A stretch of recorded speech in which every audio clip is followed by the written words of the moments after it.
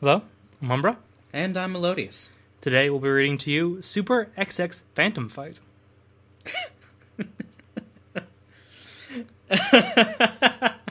Which I believe will be about a game called Super XX Phantom Fight. That did some creepy shit. I mean, I would say that it'd be about an anime if I couldn't see the first sentence. Yeah, well, sometimes these random guesses at the start are spoiled. Instantaneously. Super XX Phantom Fight. Yes. Sounds like it'd be an amazing anime. The actual game wasn't all that disturbing.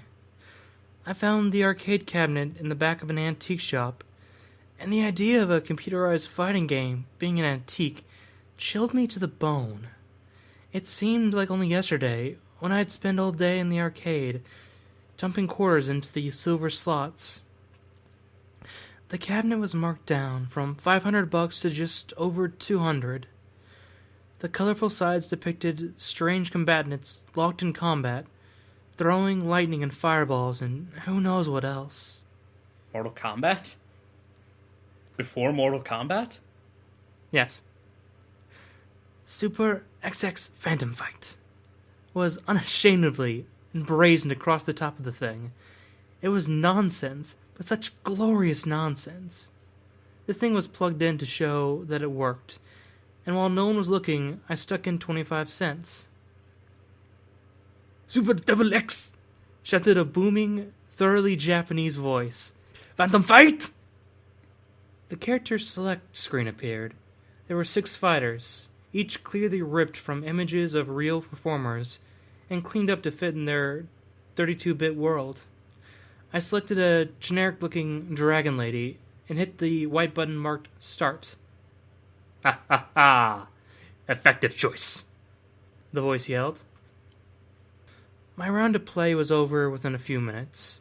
The first opponent was a tall character with a bucket over his head. I couldn't really get the hang of the controls that quickly, and on my first try there was no chance of using a special move. Buckethead made quick work of me, and by the time the continue screen popped up, the owner of the shop was standing next to me. Interested or just looking? The old woman had a sliver of annoyance in her voice. Just looking, I chuckled. Sorry. She turned and walked away without so much as a second look. I sneered at her back. That's kind of rude. That seems like a natural thing to ask when you're making a lot of noise in her antique shop. Granted, she should probably expect that to be played at some point, but no need to be a dick about it. Opposite reaction! The arcade cabinet boomed. I turned to look at the screen and saw a demo fight was now taking place. I left the antique shop quickly since I now felt a bit slighted. There was plenty to see in this tourist trap. I didn't need to be the obnoxious tourist rubbing his greasy fingers all over the old bird's expensive wares. Stopping in front of a toy store, I watched a woman in her 30s dragging her son along the sidewalk. She had a hold of the child's wrist as he shrieked in pain. No, you're not looking at the toys, she snapped, stopping right in front of me for the briefest moment. She slapped the boy right across his face. Boom, bitch! My attention was so focused on this brazen display that the next sound I heard nearly made me jump out of my skin. Discontented elder! Boomed the outlandish voice. What? I looked around, literally. What? As opposed to figuratively looking around? I figuratively looked around me. I don't know what that means. He considered looking around him. Chose not to. Am I being stalked by a ghost of a game cabinet? I like to think he is. I looked around, literally. I looked left and right like a stupid cartoon character. Then I returned my focus to the woman who was now dragging the kid down the street. She's over there, officer! I shouted after her. The woman immediately released the kid, and now it was her turn to look around. When she caught sight of me, I smirked and shrugged my shoulders. Sure, Maybe I wasn't doing the kids any favors in the long run, but I wanted her to know people were watching. At any moment, someone could call a cop on her ass. Complete deception! The voice boomed again. The sound was so loud, I felt like my teeth were rattling. A glance towards some couples outside a cafe told me they heard nothing. Unsure of what exactly was going on, I stumbled into a small market and stood in front of the refrigerated shelves for a moment. Maybe the summer heat was screwing with my brain. Soon I was clutching a cool can of soda as I approached the counter. Is that all? The cashier asked absently. Yep. $1.50, she said flatly. I slapped the money on the counter and popped open the can. Acceptable purchase! The voice roared, followed by a deep laugh. Ha ha ha ha ha ha ha. Finish him. Finish that soda. Drink him. Do do do.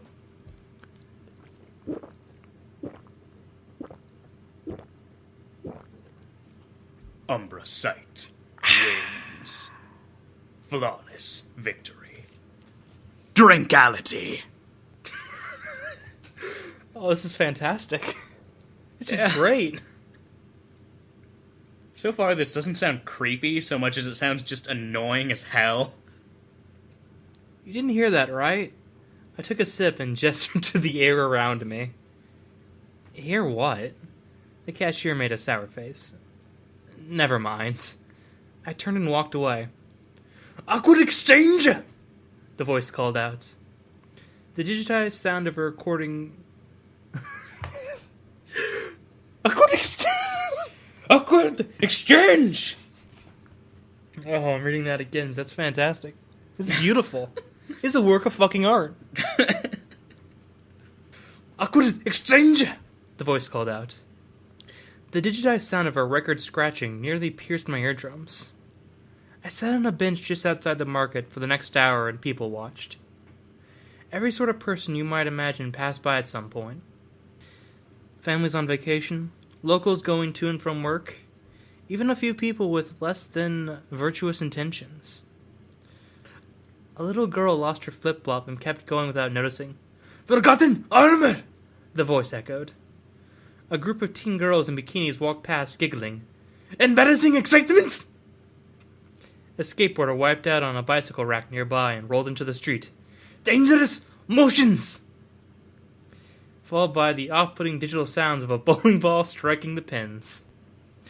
Everything that happened, if it was of any interest whatsoever, got its own commentary from the baritone announcer. I couldn't really make any sense of the whole thing, other than the idea that I've gone mad, but still, it wasn't exactly threatening to me in any way. Yeah, it's just really annoying. I feel like after a while you get used to it and it'd be great.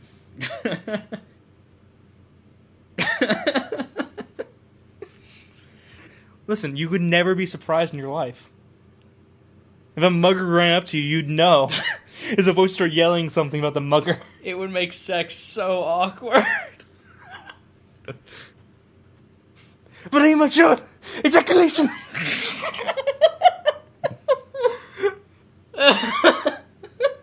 Poor performance!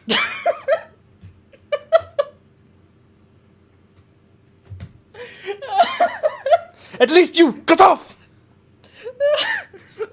Meanwhile, you're just there going, oh, I thought it was good. Oh. No! It was not good! Eventually just starts talking back and forth.